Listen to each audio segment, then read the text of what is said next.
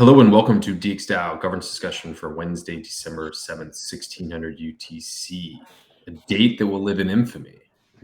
Let's start. Let's look first at the agenda for today. As always, we'll start with the proposal roundup, a bunch of different ones on Mainnet and Gnosis Chain actually here. And then for discussion items here, we have a deep dive into the Voice Guild H1 2023 budget proposal draft there. And then I want to touch on the ones that were presented last week, the DXgov ones and the operations guild budgets, and just kind of give an overall status update on where we are there. And then actually doing the same thing for the priorities board and guild council update too, just giving kind of a status update on where things are there. So yeah, let's go first to the proposal roundup. On Mainnet, we have our first DAI DXD order is finally going through. All this goes through the multi-call scheme, which takes 16 days to go through. So this was the first one that we tried to do stable coins. There's a couple others that are in the queue already for that. Interestingly enough, we actually set this, I think, at a pretty high. I can't remember what the percentage was above when we set this, but there's a chance it might not clear because the limit price of 545, which I think was like 15% more than the market price at that time. DXD has now risen to that market price now, so we'll see if this will close. But this will be the first one. I think it's supposed to, just tomorrow morning time will clear.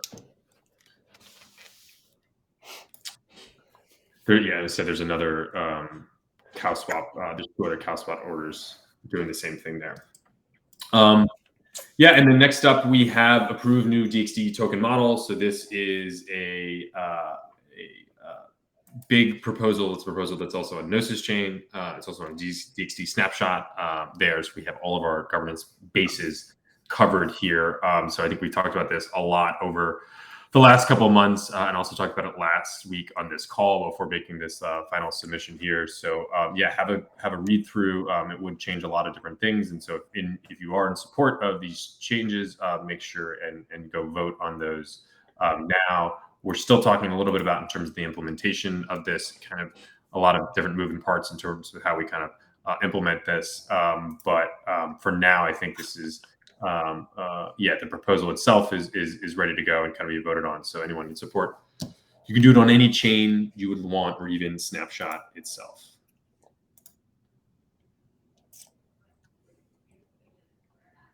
And then, we have this one, register new contribution reward from ARC. Recall this has been in the queue the last 2 weeks as well, because it's a scheme registrar proposal. So it takes 16 days there. This is submitted with Adam here. And this is the existing contribution reward scheme that only has the changes of preventing multiple period proposals from being submitted. So that is set to go through in 4 days. And then we have Sky here. I just want to kind of make sure I get these right. So remember last week we had some DXD vesting proposals there. And then here we have some other DXD vesting proposals for Sky. And then there's 2 different vesting proposals from Sky here. Basically, I think they're sending to 2 different smart contracts.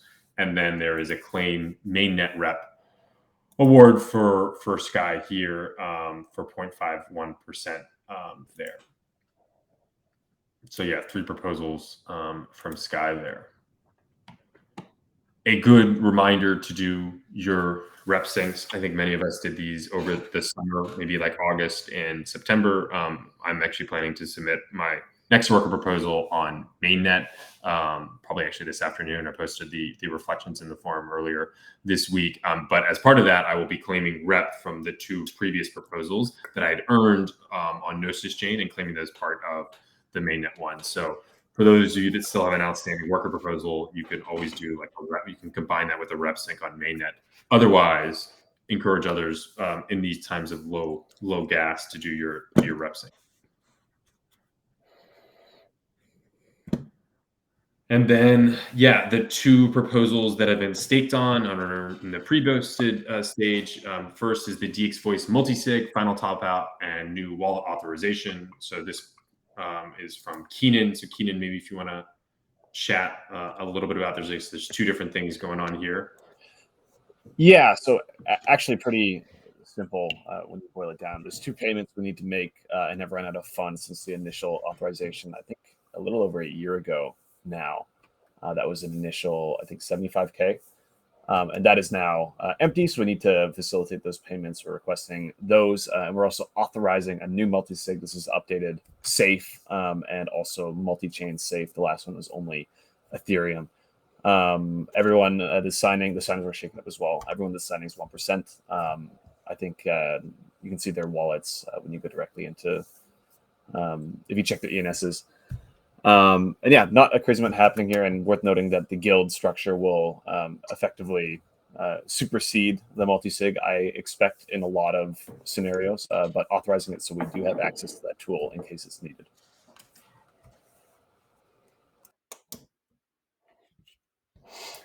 Awesome. And then the last proposal, what was this? Yeah. Test mimic WETH Vault. So we had done the test about 2 weeks ago. I think there was not enough, I can't remember if there's not an ETH or the gas limit was too low, but a small issue with that. And so this is just another test of the WETH wrapper contract, which would be a trustless way of wrapping ETH.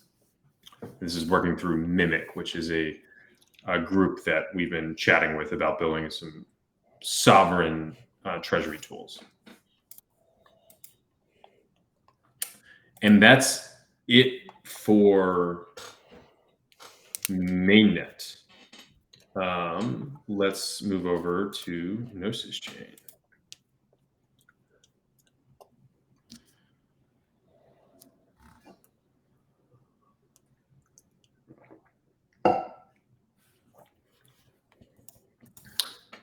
Yeah, C-Man asks, what's the plan with calculating 70% NAV again? Will it be weekly, bi-weekly? So kind of just the proposal itself commits to bi-weekly. And so that's kind of like the baseline. And this is what we do a lot of times with proposals. We get to a baseline.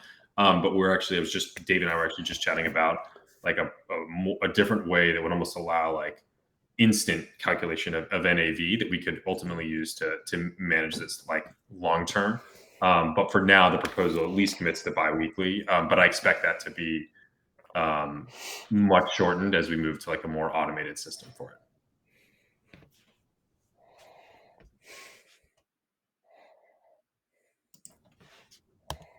Awesome. And then on to Gnosis Chain. We have a couple different contributor proposals. Melanie contributor proposal is just going to pass here in 51 minutes. And then we have, this has not been voted on, but we have a signal proposal, DXDAO at ETH Denver 2023 test from Sky here. Sky, I don't know if you have anything to say about this proposal. Well, that one, yeah. Augusto mentioned this briefly on the dev call yesterday, but this is actually a test proposal of the critical vulnerability that was found and then patched, as you see here in the dxgovernance.github.io version and the develop version. I believe that it still doesn't show correctly, but this proposal looks like it's sending XDAI and it's actually minting rep, which is a very big issue.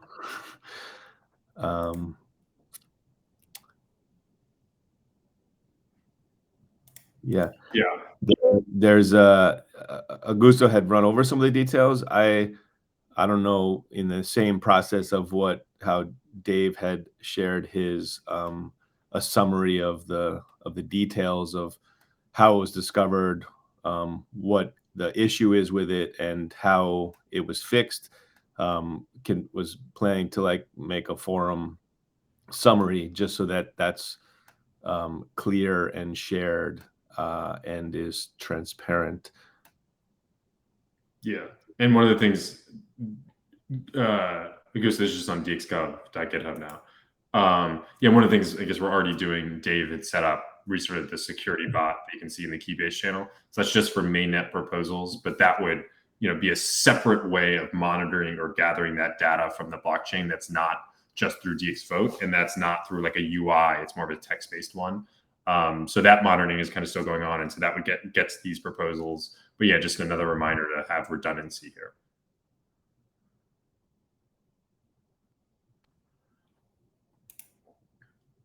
So wait, you resumé a signal proposal, two proposals in one transaction again?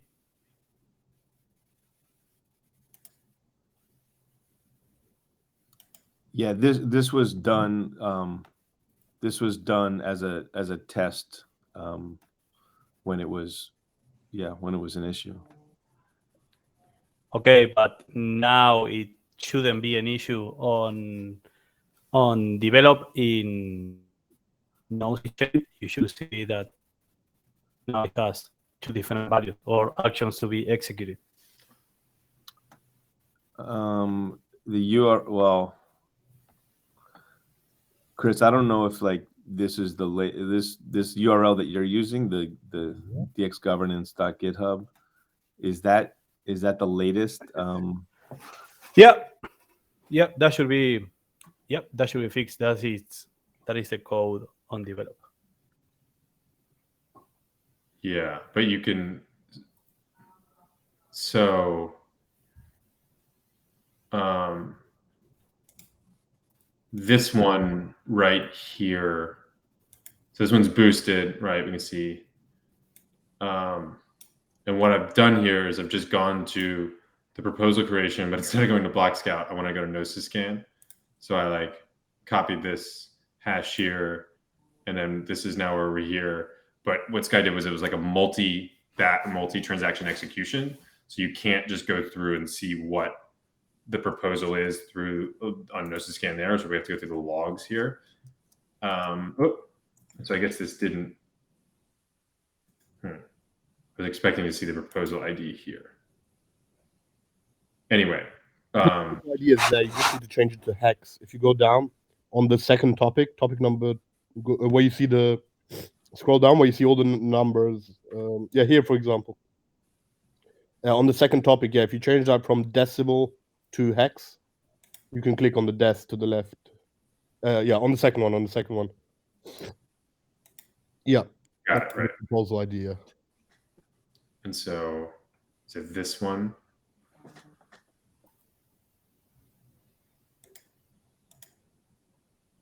No, it's this one, I think.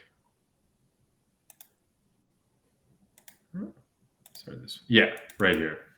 So this is the proposal idea here, right? This is the same one we have here.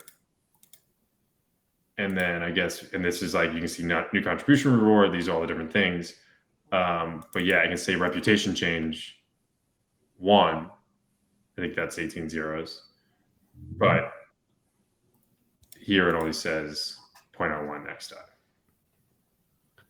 time. No, there are two different proposals. One is transferring reputation, and one is transferring 0.01x. Right. But this one right here with 0x57257 contribution proposal, that's what this one right here says atop of DXvote. But right here it says 0.01x dot. But we can see in the actual blockchain, it is actually minting rep, not x dot. Yeah, it's probably cash on your side, Chris, because I see it. I see corrected too.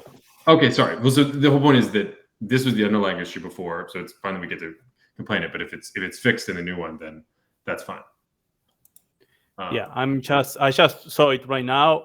I see two proposals with the same title, and I think maybe the same description.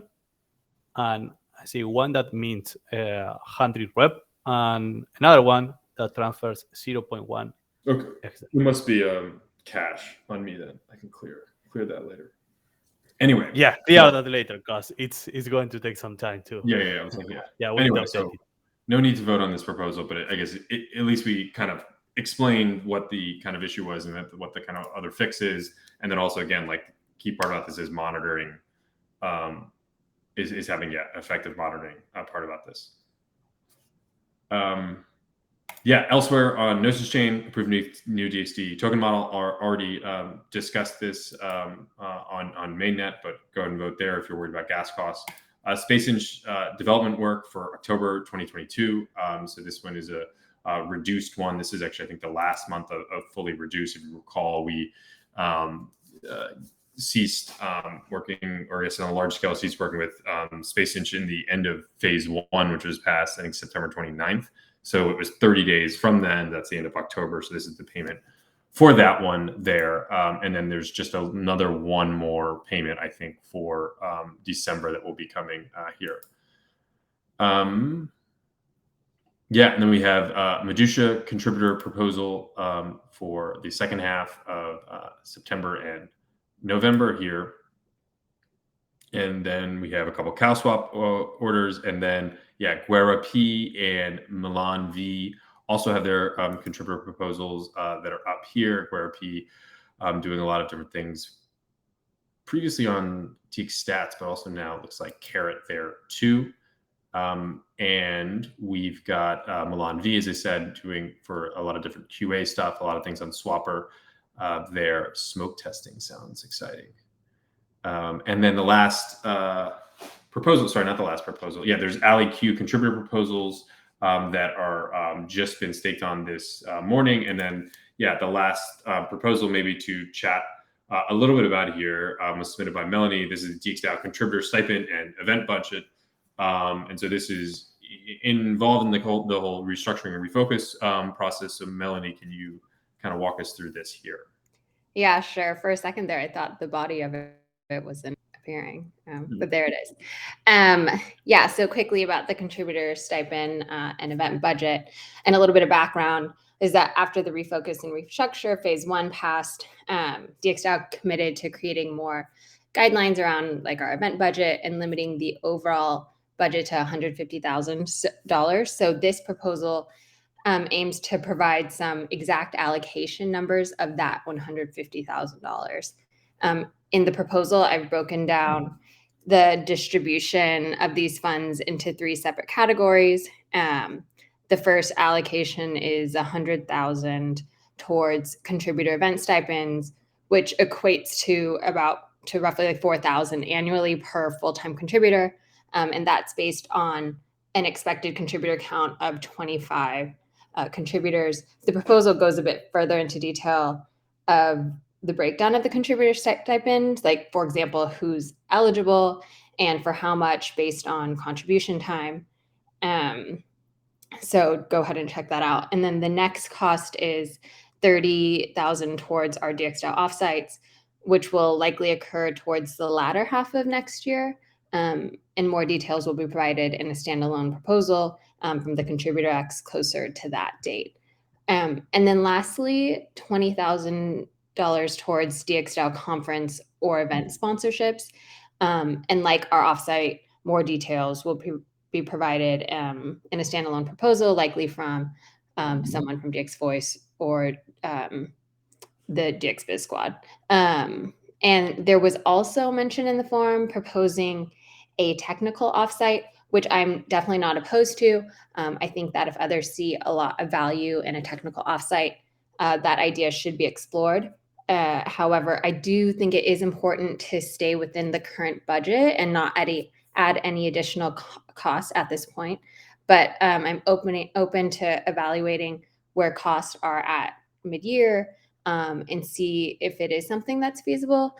I did discuss this one-on-one with Augusto as well, and he agreed that this would be like the best approach to kind of exploring a technical offsite at a later date. Yes, and then like Keenan said, DX Voice has $20,000 in their annual event sponsorships included in their H1 budget. So yeah.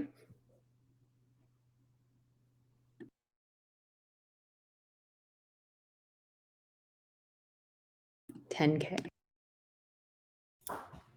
Half. I got scared looking at it that I did my accounting wrong. No, I'm like all of this. Like I do a lot of like quarterly and halves accounting now with all this budget stuff. So it's kind of funny, but cool. Thoughts, comments. I know Sky, you had some kind of thoughts on this proposal. I wasn't sure if there was anyone else that wanted to talk about it. No, my only comment, which I think Melanie included, was the language of, if DXDAO has a limited budget and that's very tight, like two scenarios would be every contributor like evenly split, and you get that annually, and then you use that to go to events and travel, versus DXDAO has a known budget and it has to be very strategic on where it spends that budget and the like bang for the buck it gets when it's spending that limited budget, and that factors into who would be going to events, if people are speaking, if people are participating or running certain events. So like the same way with the audit budget, we're going to we don't just split up the audit budget between the products evenly. We're going to have to be very strategic on how the audit budget gets spent on audits. And so the idea would be to also factor some of that into how you spend the DXDAO travel budget. An offsite for 30K, like if it's in Colombia, might work. Again, if it's in Amsterdam, it probably wouldn't work. But we can figure that out and monitor and change as we go.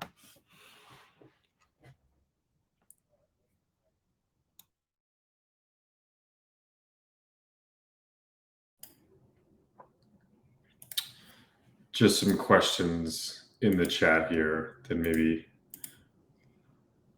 Yeah.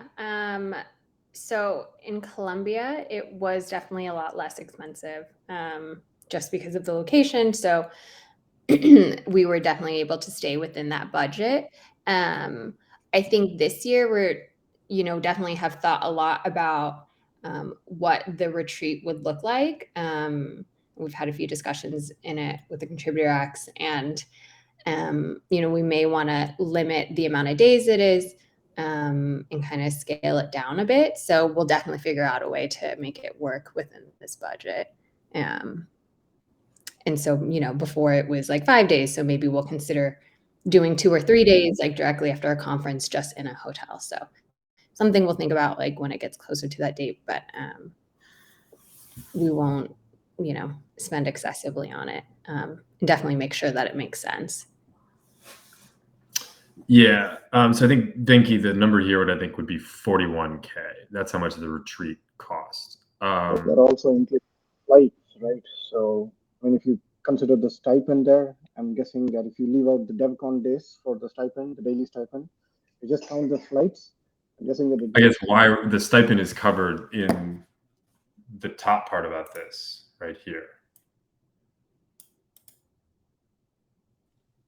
Like, I think people, it's kind of basically saying there will be commitment to pay for DXDAO contributors to go to, it seems like, a couple conferences a year, and then there'll be a commitment for the DAO to produce an offsite, pay for that offsite there. And I think it probably should make sense that there's an overlap between the stipend spending on the flights and when the offsite would occur, as it happened kind of last year.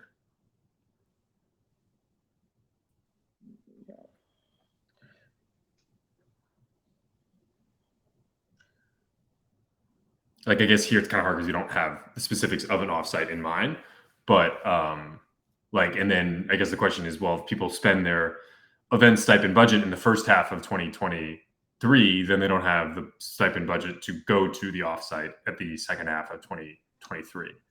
And I think what we're trying to signal here is it's important that people budget kind of accordingly in terms of like what the support will be, because I think just like the overall amount that we're kind of paying people, this seems to be what we were having for ballpark figures. Yeah, and planning it is difficult. Like, if assuming this would be maybe around DevCon, if DevCon happens next year, no one knows where it is. It could be anywhere. Like, it's hard to come up with the details, rather than these buckets kind of make sense for sure. But keep that in mind. And there's likely going to be a DevCon, and I would say that there's a high chance that an offsite would be around the DevCon, I'm guessing. So keep that in mind. And I imagine, like, to give Sky as an example, I imagine, Sky, you're going to go to lots of different conferences next year, and not all of them are going to be paid by DXgov. Some will, because we want to encourage that, but some of this is kind of like on the individual contributor. If they want to do things, then that's like fine, and we can kind of encourage it here. But I think what we're trying to do here is subsidize and encourage it, not necessarily like pay for everything. Yeah, I mean, so DXDAO in general hasn't paid for everyone's travel to all events and things, right? It's only selected, maybe, I think there were three official gatherings, stipend events that DXDAO included, but there's there's 50 events that you could go to and participate in. Yeah.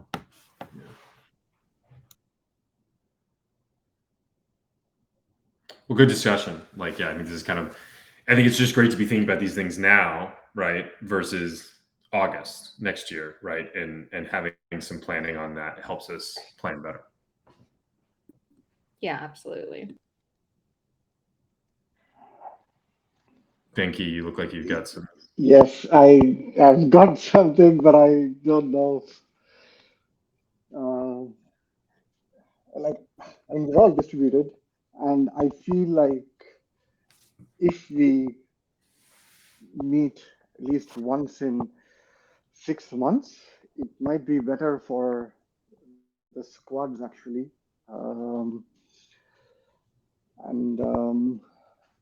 And yeah, it is going to be really. It's going to be really hard with like 1,600 for the first 6 months. It doesn't even cover the flight cost, right? Even within EU. So yeah. What $1,600 doesn't cover a flight within the EU? Yeah. Like from like France to Portugal? And from Sweden to Portugal. $1,600 doesn't cover that? I don't know. I'm not too sure. It definitely does. Google, everyone's going to maybe it covers. Maybe not like a first class ticket, but it definitely does.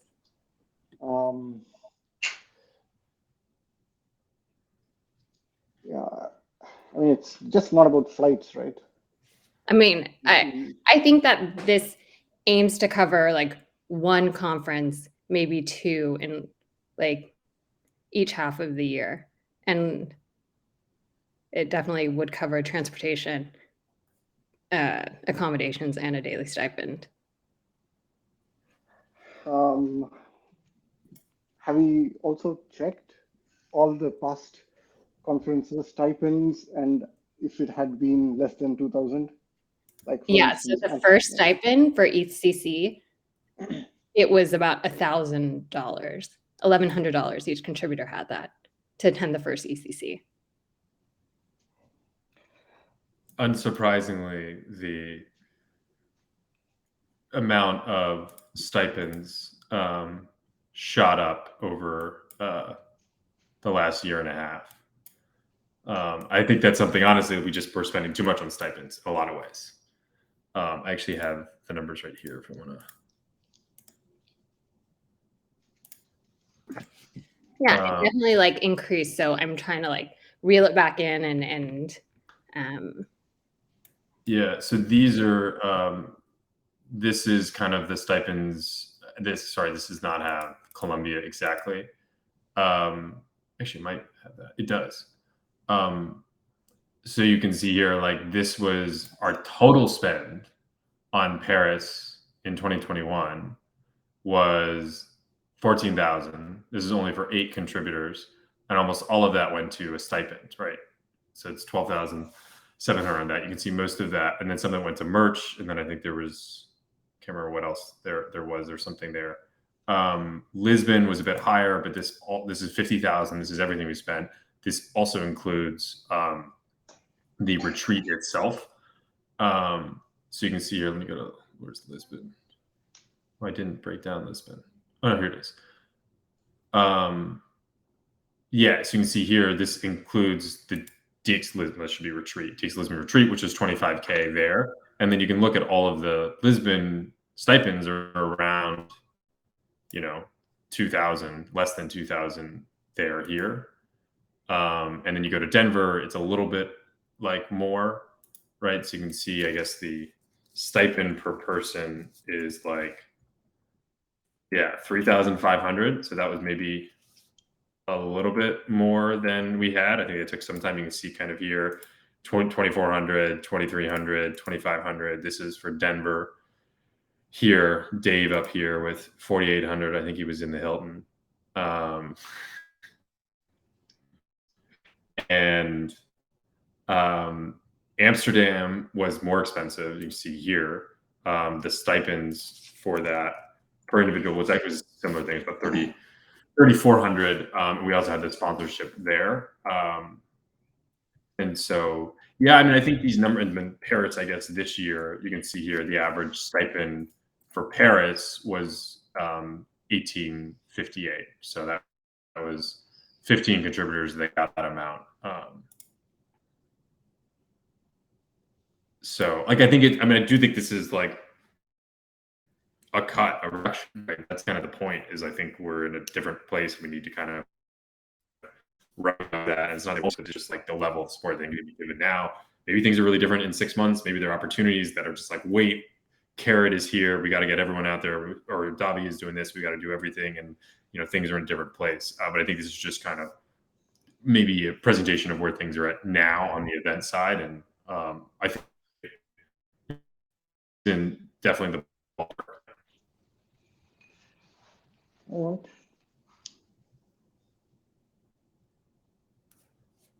What was this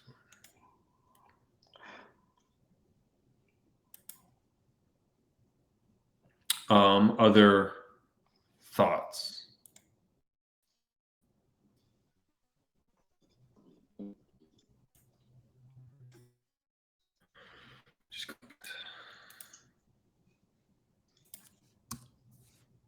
Cool. Well, this is boosted. No one's voted on it. And I guess good discussion. This is a DAO Talk thread too. So I think some of these things we were discussing about there would also be helpful on there too. If anyone, feel free to add it there. Awesome. Okay. So that is it for the proposal roundup. Went through a chunk there. So let's move to Voice Guild H1 2023 budget proposal. Keenan. Poor Arbitrum never gets any attention. I try sometimes. Do you want to keep your screen up or my side? Doesn't really matter to me if you want to scroll through. Why don't you get yours going? Just because. Oh man. I do sometimes I feel like I'm Vanna White sometimes, and so I can do that. But it's always a little weird because sometimes I feel like I'm like making a point for you. Like you should be talking about this. I'm going to highlight it. Well, maybe zoom in a little bit here. Can we? Yeah, zoom in. Sure. Can we see? Okay. Yeah. Cool. And I've already ruined it. So this is the H1 2023 Voice Guild budget. This encompasses both the current DXBiz and DXVoice squads under one kind of services bucket. If you attended the, I guess, product strategy maybe call last week on Friday, there was a good presentation that kind of ran over the reasons for why it makes sense to put this under one bucket for accountability purposes, and kind of guide towards a more cohesive, I guess, better delegation of attention for the squads. Of course, I have my regularly scheduled AI generated art here to kick it off. So I'll kind of kick it off with the guild structure, which is basically encompassing, of course, DXVoice, DXBiz. That includes the facilitators, myself, and SkyMine Labs for DXVoice and DXBiz, respectively, at 20%. The key supports at 15%. That's Wayne, What4.ETH, International Blue for DXVoice, and Metronome or Nylon for DXBiz. And Boris Block and Caney Fork as key supports with lower time allocations to both squads. And this kind of makes up the Soulbound governance structure. Of course, same governance rules as the currently passed operations, and I assume most other guilds to come, which is no power past 25% and 2.5% earned over full-time contribution. So for the overarching bucket of voice, the voice guild is the voice guild aims to establish a threshold of non-technical services that can be used to image for DXDAO and its products. It envisions a collection of superheroes able to coordinate or facilitate the voice from not just the DXDAO entire ecosystem. The voice guild will initiate DAO priorities that expand DXDAO name share, brand cohesiveness, and reach in order to accomplish its goals. So really encompassing the non-technical bucket of content, branding, marketing, biz dev, and making sure, of course, initiate being a key word. It wasn't necessarily communicated correctly in the first rendition. There's been some changes that can help visualize that a bit better, hopefully, that the voice guild will be stepping in to do these priorities, and a little bit more on that. For DXVoice specifically, DXVoice provides a voice to DXDAO and its products through a strong baseline of marketing, branding, and other content-related talent that can facilitate and grow DXDAO in accordance with its priorities. Sky, maybe if you're here, I'll run through the DXVoice stuff, and then you can step in and chat DXBiz again. Leading me to the overall kind of guild milestones. This is just the total bucket. My perspective of this bucket is that DXBiz and DXVoice will still have lots of independence and key milestones independently of the total bucket, but there will be a lot of collaboration between the two parties. So coordinate on a mission and vision statements in accordance with phase 3 of DXDAO structuring. Create better communication flows surrounding the community, both internal and external. Of course, this has been discussed a few times. Chats, the forum, etc. How can we be more transparent with the community? Provide services and support to DXDAO and product guilds to facilitate growth of both brand and user base, and broaden the range of non-technical roles integrated within DAO culture and by part DXDAO. And a quick pass through the budget. Zoomed in here, it's a little blurry. The key thing to kind of note if you're unfamiliar with the squad would be the comparison, which is actually wrong. Chris brought to my attention last night, and I haven't updated this quite yet. But the 2022 average is actually higher than I indicated here. This is actually 10 months, not 12 months averaged. So it's missing 2 months of spend.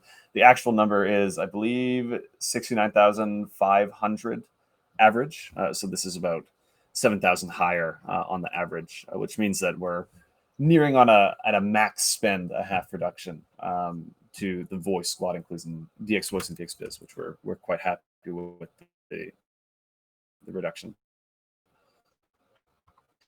DXVoice squad metrics, I kind of have a subnote here. We'll be focusing on baseline growth and unification of branding throughout the first half of the year. Of course, DXDAO is in a bit of a confusing spot right now, working towards what it wants to do and understanding where it stands. And it doesn't necessarily make sense to us to give some raw numbers and say, let's reach this, when we need to figure out what we're doing and how we can build towards that. So I say, as the path forward becomes more clear, DXVoice will adjust its focus to brand awareness and, of course, these more measurable social targets, likely in H2.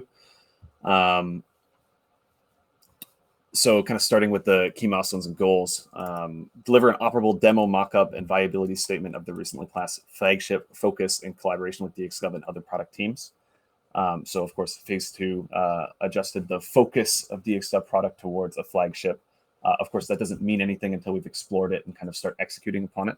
So the idea of this, which was discussed at the retreat, is to kind of dive a little bit deeper into what that looks like, how it would operate, does it actually make sense to commit to it, including market viability. Launch and support Swapper Expeditions initiative, of course, marketing directly internally within Swapper surrounding the Arbitrum Odyssey, which should be coming in February. Finalize and deploy Carrot branding, including design, landing page, marketing video, all of which are well underway and expected to be delivered early on in this budget. Work alongside DXgov to deliver Davi branding and, of course, transition focus to flagship brand scope if deemed priority, which is going to be discovered effectively in this first operable demo kind of exploration in combination with the product teams. Produce and/or finalize branding as needed. Of course, this will depend on focuses. I had a talk in the retreat this year of wanting to kind of reprioritize some of the things that we have left behind that would be minimal effort, especially ones that we have spent considerable time thinking about and executing upon branding. Omen rings the largest bell, having a lot of that from our side complete and an operable, of course, product in its current state. So if that's deemed a priority, as we roll into the kind of priority board discussion, that is something that we want to focus on and deliver. Formally launch Operation Decentralization, deliver at least 3 episodes. Yet to formally launch, first episode is recorded. This is one of the things that does make sense to measure in our eyes. This can be talked about now. We can drive our narrative, deploy those episodes. And as determined by DXgov priorities, deliver/collaborate on a go-to-market strategy for relevant projects, including, of course, target market identification, value propositions, MVP, priorities, marketing brand awareness, community engagement methods, etc. Kind of encompassing written here that, of course, this is very dependent on the priority board and the direction that DXgov decides to take over the coming months. So it's difficult to say the specificity of each product in my eyes, but this does cover, as the priorities kind of emerge, where we'll be targeting. I imagine this will be for Carrot and Davi, in my perspective.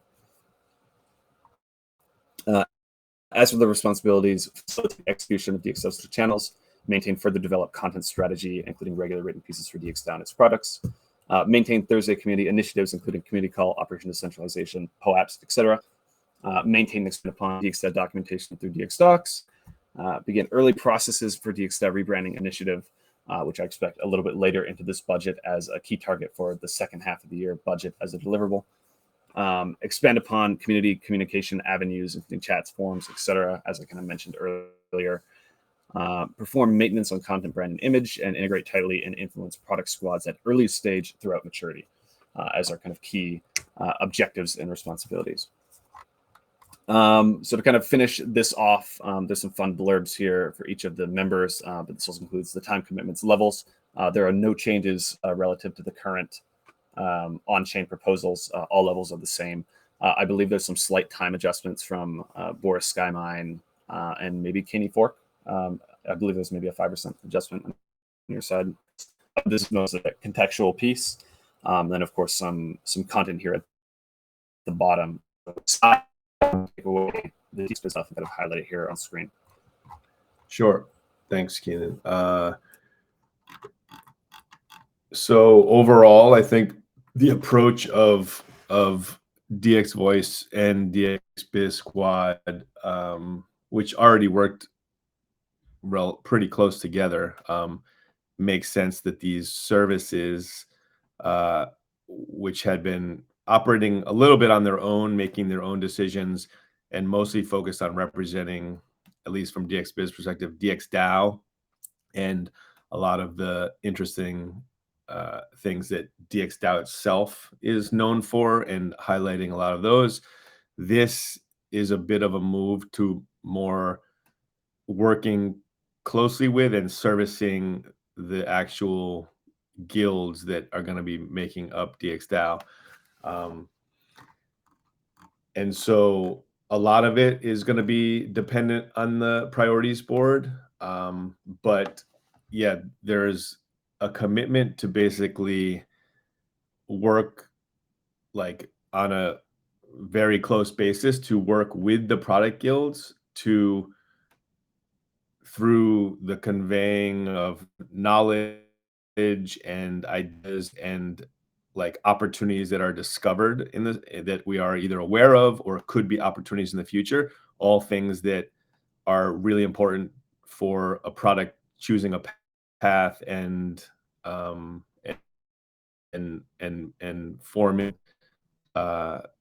plan for how to move forward. Working very closely with the product guilds to help form this path, help communicate and sell these ideas and these opportunities to DXDAO as part of the proposals of those product guilds, and then helping to achieve those plans. And so a lot of the actual, I guess, milestones or goals are going to be developed with and then like shared with the actual product guilds. And so whether that's bringing on communities into DXgov's products, expanding the use and awareness, and bringing communities into Carrot V1 when that's ready, and then also any swapper usage and growth, and part of the swapper growth team that is a cross squad collaboration. Basically being deeply involved in those from current situation, identifying opportunities, communicating those, and then helping to achieve those. And so the DXBiz squad, just like the DX Voice squad, only like wants to basically be there to critically support and help the product guilds succeed. And that's the overall take, basically.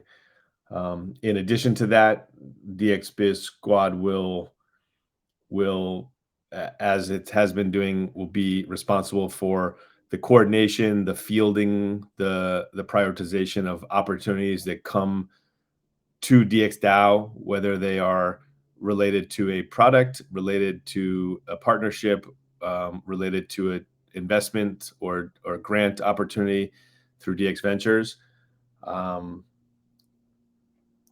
Communicating those at least internally to all important stakeholders that would be related to any of those opportunities, and then being the kind of the face or one of the faces alongside DX Voice, DX Biz, and DX Voice together kind of make up the active face of DXDAO. Are often the people that are presenting DXDAO ideas, unique things about DXDAO and DXDAO's products at events, into other communities, in relationships with other DAOs and communities that DXDAO is working with. And so that's another key important responsibility. At this point, the DXBiz team is mainly, well, there's 4 people that make up the squad, which we have a breakdown of, with me being the facilitator, Elon being the another key contributor, and then Keenan and Chris continuing to support as they have been, with leads, ideas, decision making, strategy on what to pursue and things, and where to prioritize, and then helping actually spread that knowledge and those connections throughout all the different parts of DXDAO, which is also a key important thing that DXBiz squad does within DXDAO.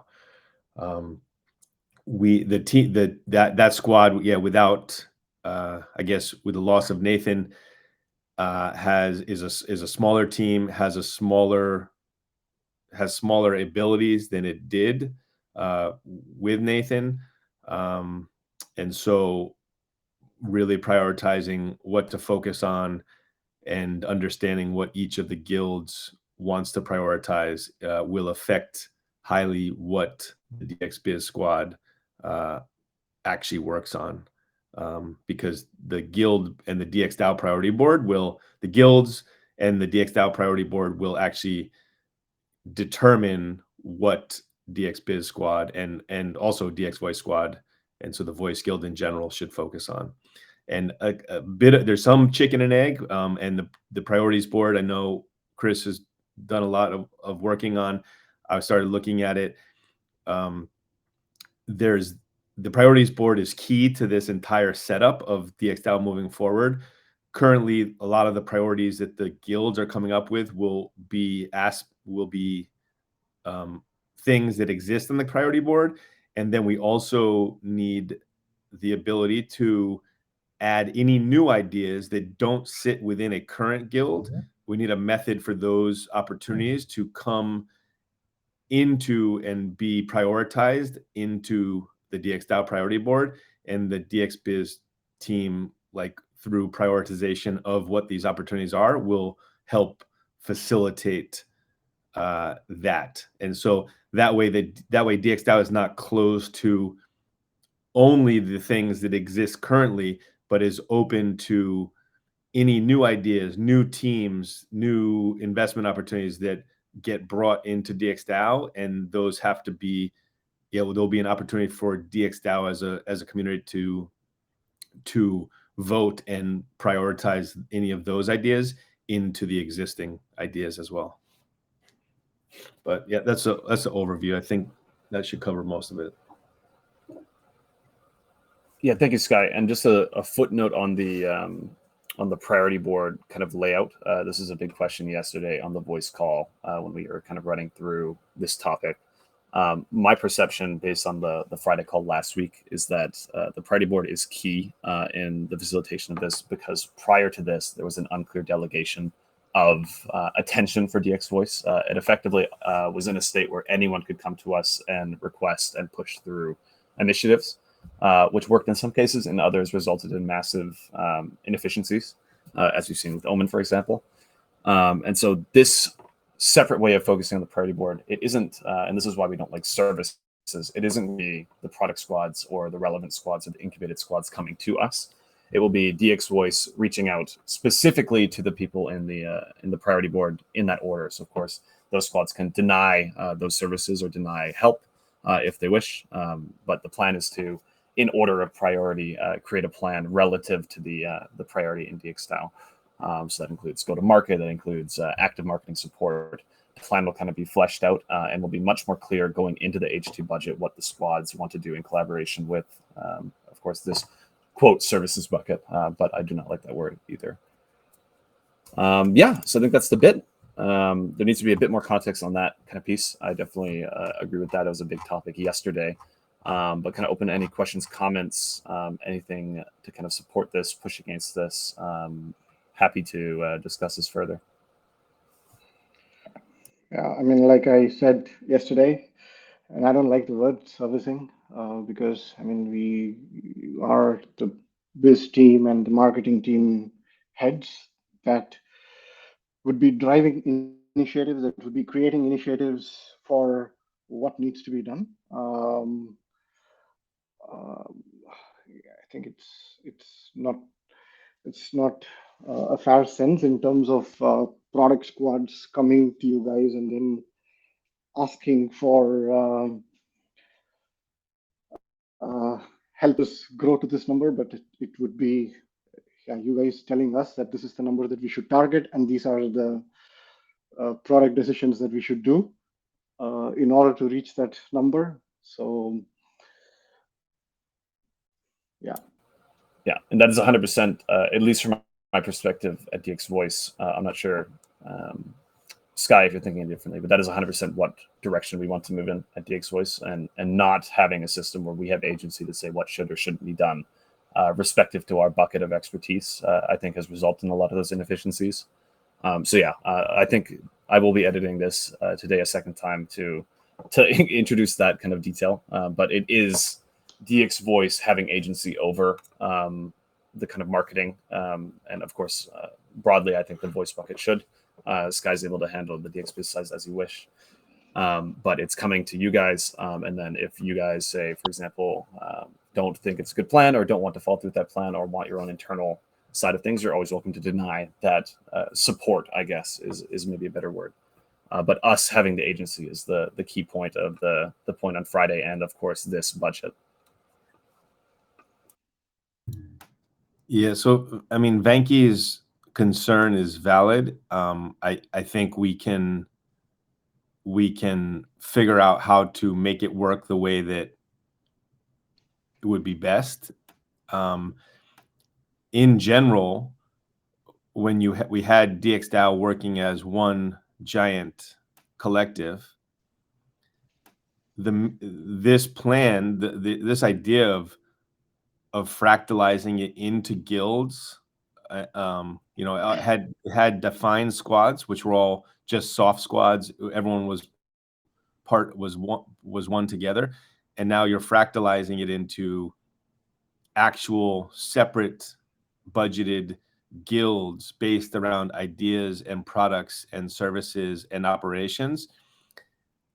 That the fact that we are doing that does mean that it is less all of a single thing than separate entities that come together to make up the DAO, right? So like by deciding to do this, we are choosing to fractalize. And so no longer is it everyone's just one together, right? Yeah. I think Venki's point is less about priorities and more about ownership.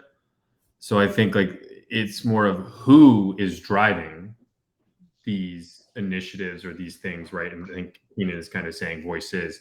And then the priorities maybe is not so much who's owning them. It's like, how do you decide amongst those things that you own?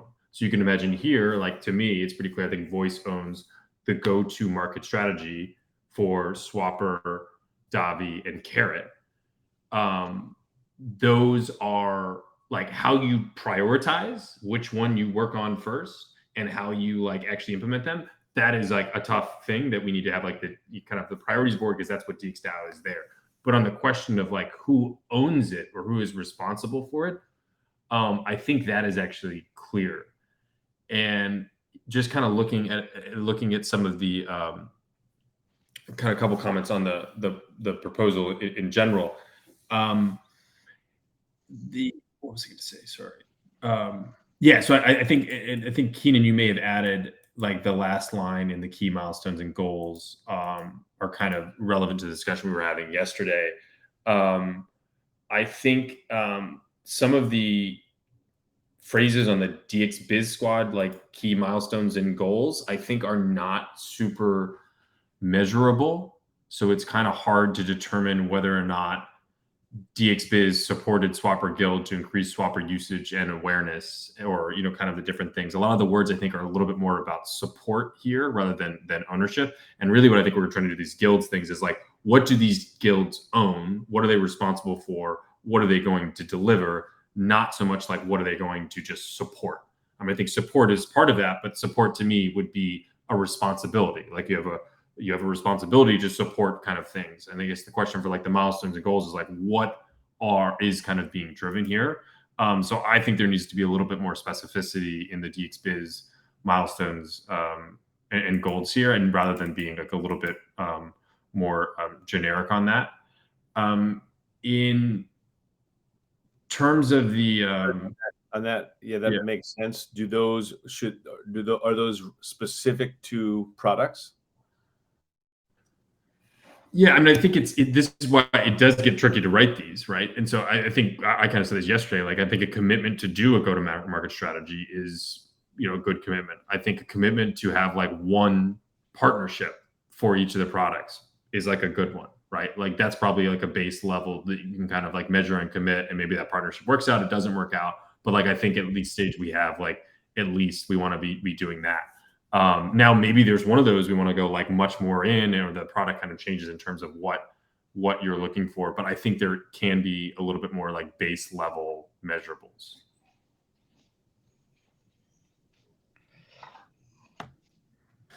Yeah, which like in the Davi example, that measurable of bringing an external community into Davi, which Ross and DXBiz kind of came up with together, that actually deliverable is sitting. I would actually love that on both. I think that should be on both, really. I mean, that's a classic example that is kind of like on both, because it's going to depend on that. So I think that would be one that's on both of those. And that's a classic one that maybe the priorities board is there that needs to like help that priority get over the line, or maybe it doesn't need to get over the line there. Yeah, I don't think it's bad to duplicate these things any other time. This is when you do want to be like, sometimes you want to be creative with when you say lead or direct or create, as opposed to help, support, or other verbs that kind of imply that there's not as much that you're kind of providing the support. I think the language on that is important. And not to about sorry, go ahead. And also about, I mean, now we talk a lot about this priorities board. I mean, what we will do to add items to this priorities board? Like, is it going to be like product squads that needs to add, say, for instance, like, okay, decide on the next network that Swapper wants to launch, or yeah, I mean, I'm so clueless with business and marketing. So if it is going to be DXBiz and or the Voice Guild that adds, initiates, creates all these data into this priorities board, or so the priorities board is for governance, right? It is so governance can figure out a way to convey what it's thinking about and what it values for the guilds to execute on. Now we can do, governance is able to do, DXgov governance is able to do this right now as we're approving these budgets, right? That approving what is the words that go into them, the amounts that go into, those are all ways that DXgov governance is having an effect on how the guilds are executing on its priorities. And the priorities board is meant to be there as another tool to give DXgov influence over how they're executing. That is not just like a financial purse, right? And that's having like a ranking, and I think really being able to adjudicate or mediate between conflicting priorities. And so that guilds, maybe when they've got some confusion, they can point to that. The specifics and logistics of like how that work are tough, because I think this actually depends on like, I think really some like software that might be needed to manage like the voting of this. But you know, I think the classic example to me is the priorities board should be able to tell DXgov whether it should be working on building for governance 2.0 or building Davi for other DAOs. Both of those are things that DXgov owns, and both of them are priorities. But ultimately, like, DXDAO has an opinion on which one probably should be prioritized over the other. Maybe they're not in conflict now, but the priorities board should be able to do that. And in the same way, it should be able to help the Voice Guild be able to determine, okay, should I be prioritizing my go-to-market strategy or my marketing campaign on Swapper, or should I be doing it on Carrot right now? And I think those, again, because all of those are priorities, all of those are things that are in my ownership, in the guild's ownership area, but determining which one is the ultimate priority is kind of what the priorities board is for. I think anyone will be able to submit. The key is like, how do you kind of get added to the list, and how do you actually do that voting for it? But it will likely be like a monthly meeting we have. I don't know if it's going to be hosted on this call or something, but we'll go over them, and there'll be opportunity to kind of like reset them. And I'll get something up in the forum next week. And then I think this is something we can start toying around with in the middle of January or so.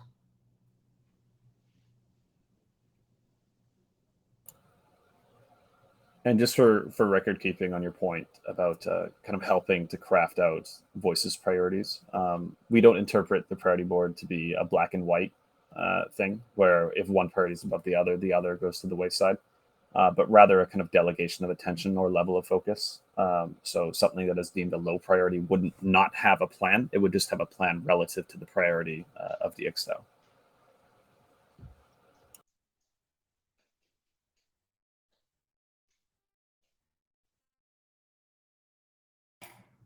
While we're sitting on that, I know we're over time here. I just want to kind of talk a little bit about this and the budgets kind of in general. So, Voice is out here. Last Wednesday, we presented the Operations Guild budget, made some changes to that at the end of last week. And then the DXgov group presented theirs. And then I've been seeing a Swapper Guild one around that looks to be ready to be presented or posted in the forum, and I assume we can chat about it on Friday. And then I also think we're going to get a carrot guild of some sorts maybe set up too, and we can kind of figure that out. But in terms of like where we are in the overall process, the original schedule had basically said the earliest you can submit the proposal to approve the budget is at least a week after it's been in the forum. What I'm seeing here, though, is that there is an awful lot of overlap between the different guilds, right? So I think a classic example, I saw Boris on the Voice Guild, but I think he's also kind of working for DXgov. There's some questions about kind of how QA fits into this. Swapper and Carrot are kind of using some of those things. So I think there is, it's almost helpful to have everything out there, all of these budget drafts out there before we move forward with specific proposals. So what I'm hoping is that we can get all of the draft proposals out this week and then start moving forward with the proposal submissions on the early ones, like the Operations Guild and the DXgov ones, early to middle of next week. And just kind of mindful of voting over the weekend and kind of things like that. But I think we still should be on schedule to get all of this approved before a couple of days before Christmas, having the proposals all go through there. But I think we probably won't submit the Operations Guild one until early next week. And actually what I'm hoping to do is put a comprehensive DXgov budget together of the draft ones, so we can have like a whole idea of, okay, this is what we're all proposing for DXgov budget for 1/2 2023. And then that will help, I think, determine how we submit the individual guild proposals themselves. Yeah, it sounds perfect. And just to remove myself from your your side, Chris, while I'm still on the stage, thanks for listening to our little ramble here on Voice. Any questions, comments, very welcomed in the forum. There was a lot of good stuff yesterday and some today as well. So great to have that in the forum ahead of any kind of large decision making or proposal. And yeah, thank you very much. To jump on that, I really, really encourage people to put stuff in the forum, like even mean stuff, or even things that may not end up changing the proposal itself right now. Maybe you disagree, or maybe you think that it should go in this direction, because it's so valuable to have that feedback now, not just for this proposal, but in 4, 5, 6 months when we're doing the second half of the 2023 budget. It will be so helpful to look at the discussion that happened during this time and be like, okay, were there anything that we could have seen at that time to make a better decision? And maybe you've got something that you wish a guild would change, but you know they're not going to change right now. Put it in a reply to the guild now. See, I think this is a good direction to go to, even if they don't want to go into that direction. As we move forward, it's something you can kind of point back to for good discussion. So yeah, I think it's a great opportunity for lots of suggestions. If you think a guild should be working on something and they're not, like, just put it in kind of there. We can kind of incorporate this stuff going forward, but it's always great to have that track record.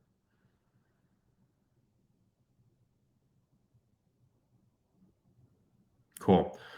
All right. Thanks everyone for joining. Thanks for staying over a little bit late here, and